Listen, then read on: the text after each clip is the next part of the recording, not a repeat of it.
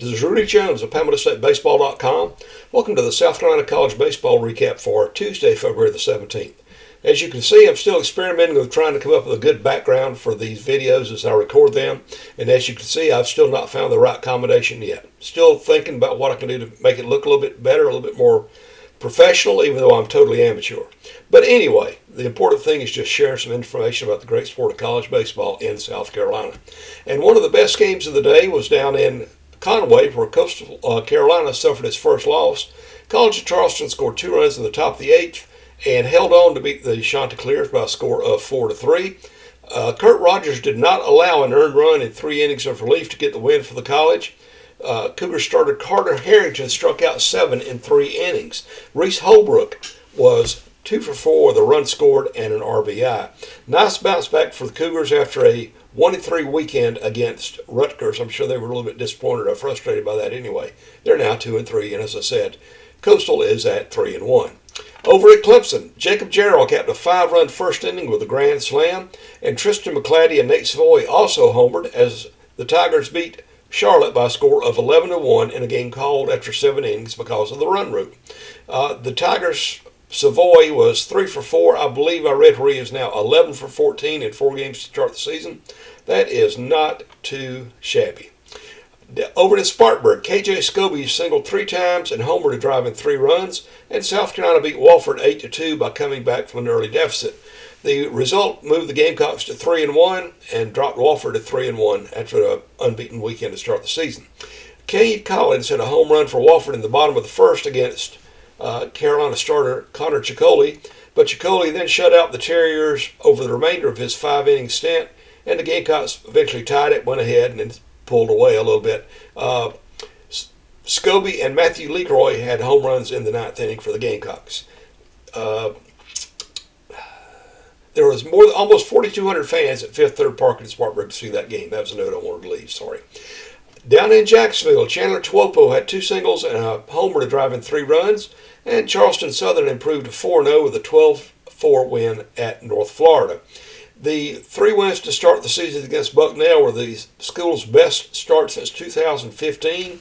I'm not sure when the last time they had a 4-0 start. I will try to get that as a note at some point. But again, the Buccaneers are doing well right now. They struck out 14 North Florida batters. Perhaps the game of the day came down in Florence, where Francis Marion and Lander were playing in a battle of 2 Division II powers. Lander got off to a 1-0 lead in the top of the first, but the Patriots answered at the bottom of the inning.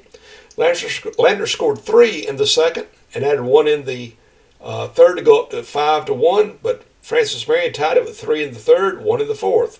In the 7th, Lander scored 3 to go up 8-5.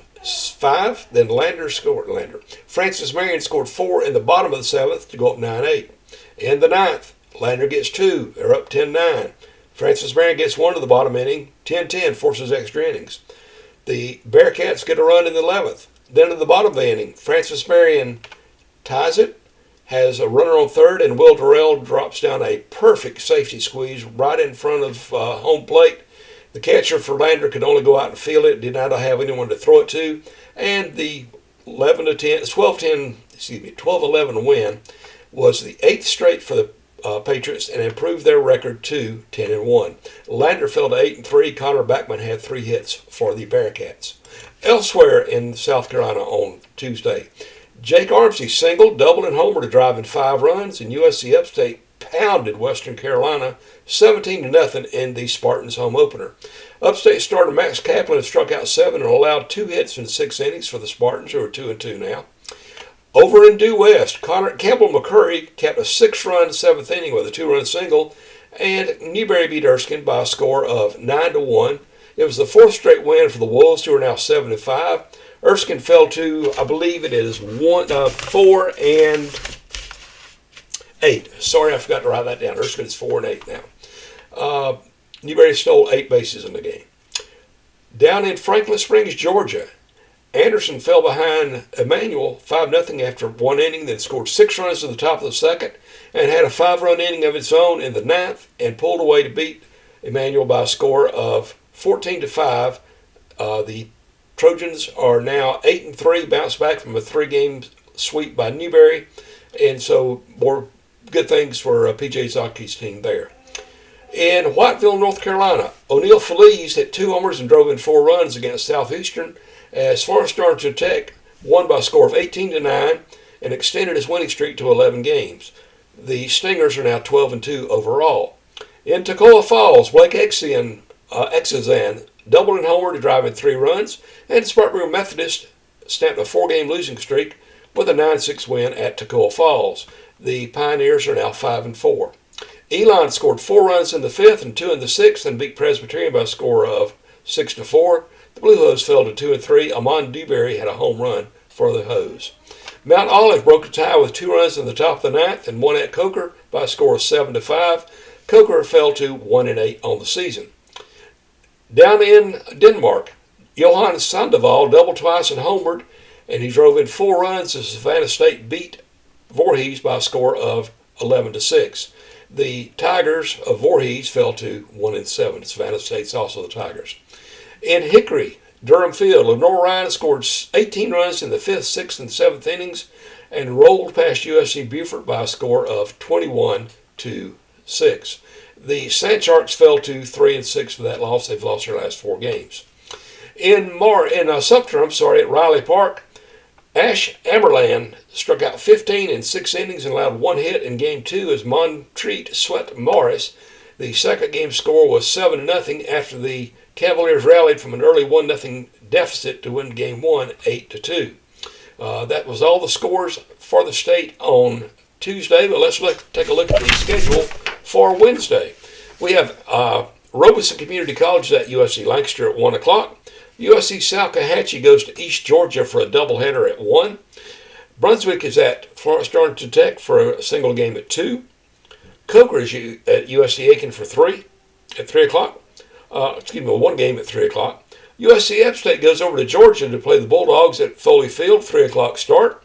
Winthrop is at NC State and a trip to an ACC team. Again, that start is at 3 o'clock at Dale Park. Gardner-Webb is at South Carolina at 4. The Rays Collegiate Postgrad team is at Francis Marion Junior Varsity for a doubleheader at 4. And Southern Wesleyan is at Georgia College for 4 o'clock. If you are not familiar with PalmettoStateBaseball.com, I provide scores, schedules, and other updates at the website every day during college baseball season. I provide updates on X under the handle of Palmetto Base, and I try to do what I can to just publicize the great game of college baseball in the state of South Carolina. I also have this year a Facebook group. It is called Palmetto State Baseball Group. I'd like for you to join that and get involved in discussing college baseball in the state. Most of the posts there are by me, but I want it to be something where everyone gets involved in posting things like that. As I mentioned, I try to get box scores or links to box scores at all the scores every day.